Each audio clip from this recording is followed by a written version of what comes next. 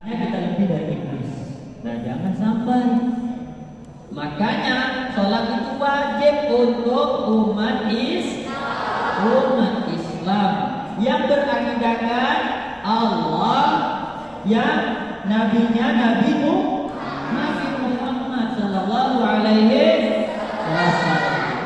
Jadi Ustaz tadi lihat, tadi disuruh ibunya untuk azan. Kok susahnya untuk azan? Siapa yang bisa azan di sini? Tunjuk tangan. Satu. Anak kalau ingin sukses ke depannya, ini pesan Ustaz.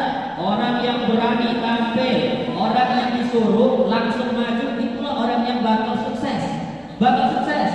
Ya, kalau pengen sukses, tentu anak-anak harus berani tampil ke depan, walau ada rasa ketakutan dengan guru.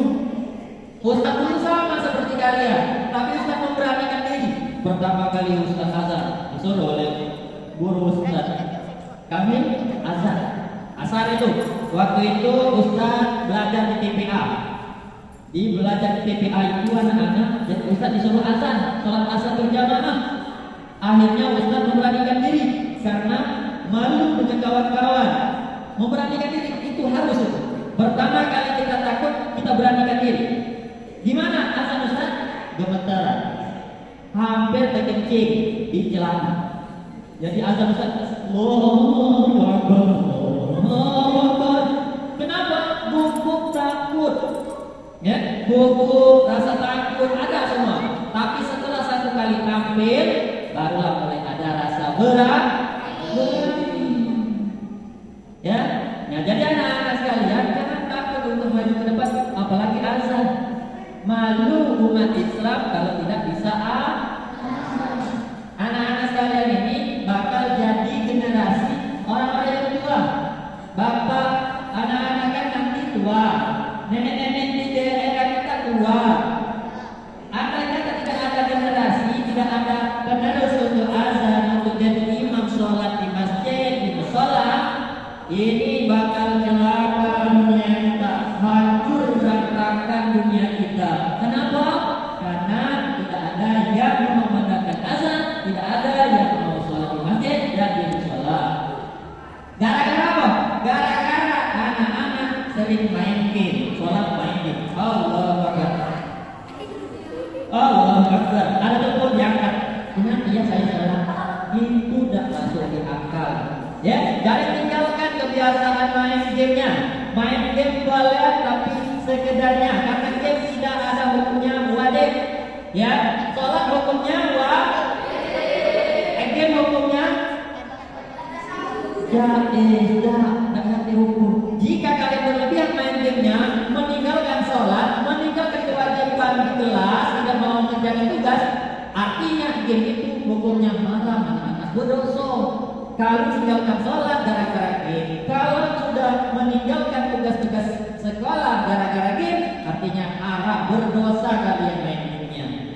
Ya, jadi boleh main game asal tidak meninggalkan sholat, tidak meninggalkan kewajiban tugas-tugas sekolah. Jadi ada anak Ustaz yang Ustaz banggakan. Jadi ini ada suatu kisah, mau dengan kisah. Jadi suatu daerah, entah itu daerah mana, mungkin ada di daerah Palembang ini, itu dalam musola itu cuma ada 3 orang, tua-tua semua. Yang lainnya ada anak-anak kecil-kecil, ada anak-anak dewasa, tapi mereka tidak bisa azan, tidak bisa sholat, mainnya cuma main game doang. Kalau malam begadang bergitar di pinggir-pinggir jalan.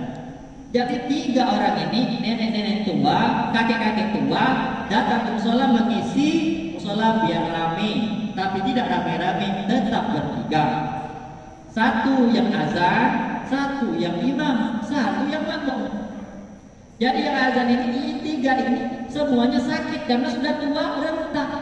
Kakek-kakek ini yang azan itu sakit pinggang, yang makmum itu sakit kaki, yang imam sakit setengah badan, seterusnya. Bacaannya enggak jelas. ketika azan beduknya saja tidak kuat. Kalau orang yang sudah tua tidak kuat lagi. Makanya anak-anak inilah yang akan jadi generasinya. Mukul beduk, dur besar. Tapi kalau orang yang sudah tua, mukul beduknya halus, lembut, sepi pendengarannya. Hampir sejam mukul beduk. Aduh, sejam habis waktu oleh-oleh beduk. Kenapa? Lagu azan. Oh, banyak lagi nafasnya. Akbar. Ditambah batuk pula. Allah Akbar. Allah Akbar. Sudah. Kenapa? Karena anak-anaknya tidak bisa azan, malu jadi orang Islam anak.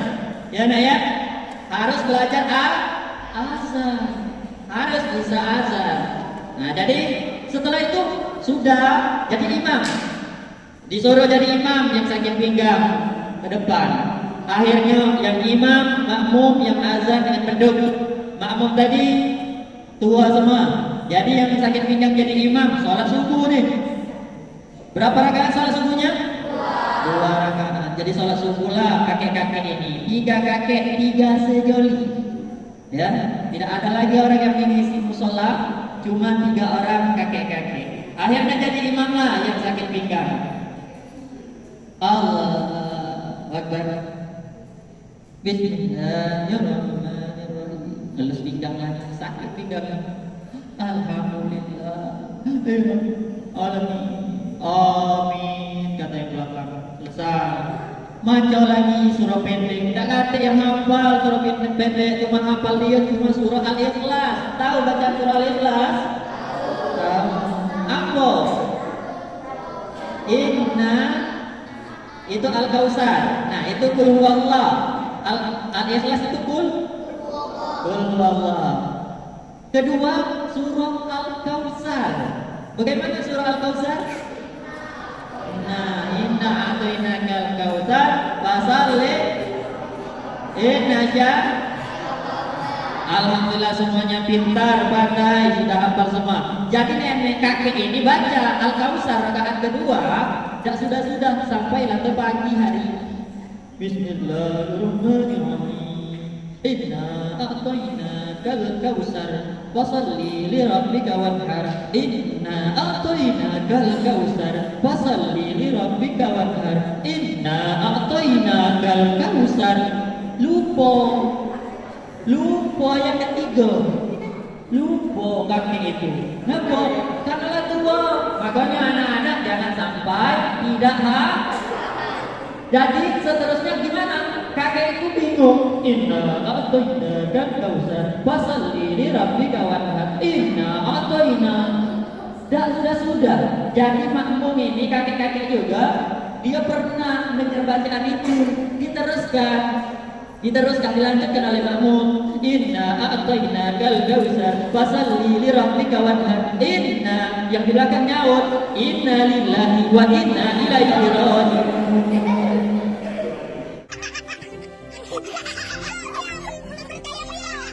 Cuma ya, benar atau salah itu? Salah. Nah, ya, oke. Sekarang Ustaz ulang lagi untuk yang putra, untuk yang santri putra, santriwan, cowok-cowok ya. Arti salat apa tadi? Untuk ladies, salat menurut istilah tadi apa? Diawali dengan takbir, diakhiri dengan salam. Paham? Salat 5 waktu. Zuhur berapa rakaat? 4. Asar berapa rakaat? Maghrib berapa rakaat? 3. Isya? Subuh.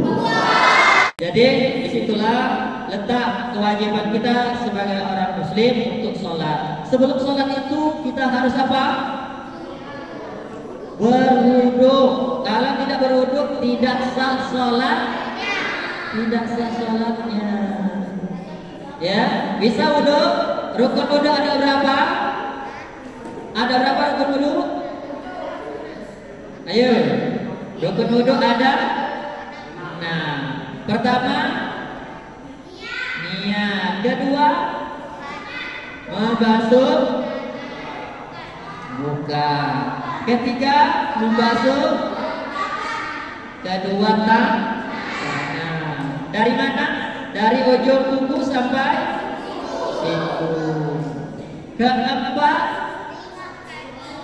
menyapu sebahagian kepala. Kelima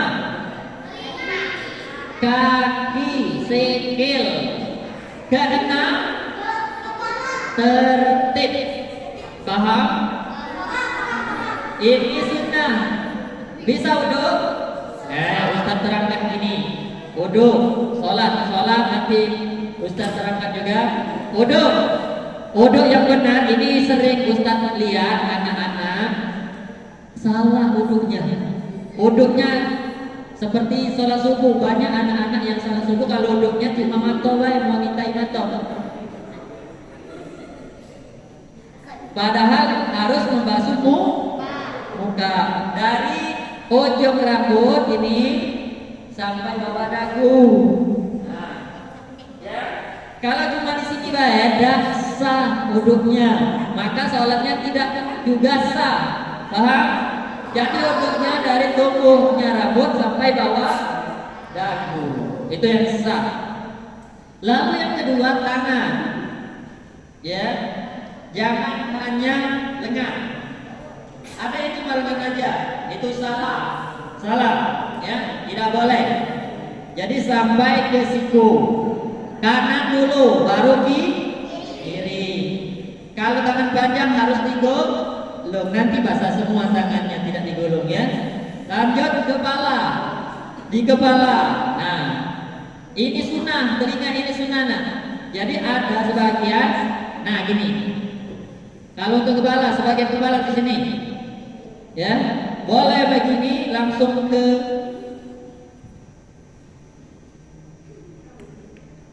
ke telinga, boleh. Atau dari kepala 1, 2, 3 baru telinga, itu boleh karena telinga ini sunnah hukumnya, ya, paham? Nah, lanjut kaki dari ujung kaki sampai ke mata kaki. Maka tertiblah tata cara wudhunya. Begitu juga sholatnya. Ayo, siapa yang bisa komen? Mana? Tunjukkan keberanianmu. Ayo. Dia. Iqomah. Iya. Bisa. Siapa yang namanya?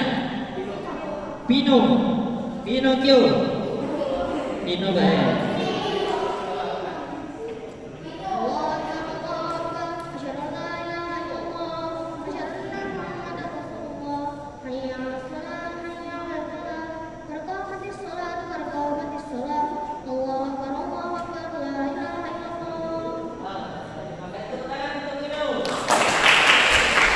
Merdu suara Pino. Nah, tadi azan, kenapa ada azan tadi pindonya? Ya, oke. Terima kasih anak-anak. Jadi itulah sholat 5 waktu harus kita jaga karena sholat 5 waktu itu banyak manfaatnya untuk kesehatan dan untuk kecerdasan otak anak-anak itu juga. Kalau anak rajin sholat maka otaknya insya Allah akan pintar. Kalau anak-anak rajin sholat maka corona akan hilang. Amin Allahumma amin. Oke, kita lanjut sesi selanjutnya yakni muhasabah. Siap?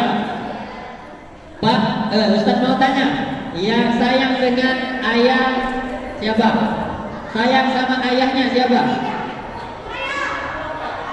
Yang sayang sama ayahnya? Oke, turun tangannya, turun. Yang sayang sama bundanya? Oke. Turun lagi. Sayang sama temannya? Ya? Oke. Jelas? Jadi semuanya sayang ya. Sayang dengan ayah, sayang dengan bunda, sayang dengan teman. Yang sayang dengan guru-gurunya. Ada yang gak sayang? Itu gak sayang itu dengan gurunya. Ya. Yang sayang sama gurunya, tunjuk tangan. Angkat tangannya. Sayang. Oke, terima kasih anak-anak. Mana yang lain? Sudah ya? Jadi kalau kita sudah sayang dengan orang tua, ayah, bunda, maka buktikan dengan sholat kita. Kalau kalian sayang, doakan orang tua kalian. Doa itu harus sholat. Kalau sudah sholat, otomatis kalian sudah mendoakan orang tua kalian. Karena pahala sholat itu bakal dapat di kalian dan akan dapat di orang tua kalian. Makanya rajin-rajin sholat. Kalau kalian tidak sholat, artinya kalian tidak sayang dengan orang tua kalian. Kalian tidak sayang dengan kakek nenek kalian kalau tidak sholat. Paham anak-anak? Kalau tidak sholat, artinya tidak sayang dengan orang. Nah, tadi katanya sayang, maka laksanakanlah sholat, jangan sampai tinggal sholat 5 waktu.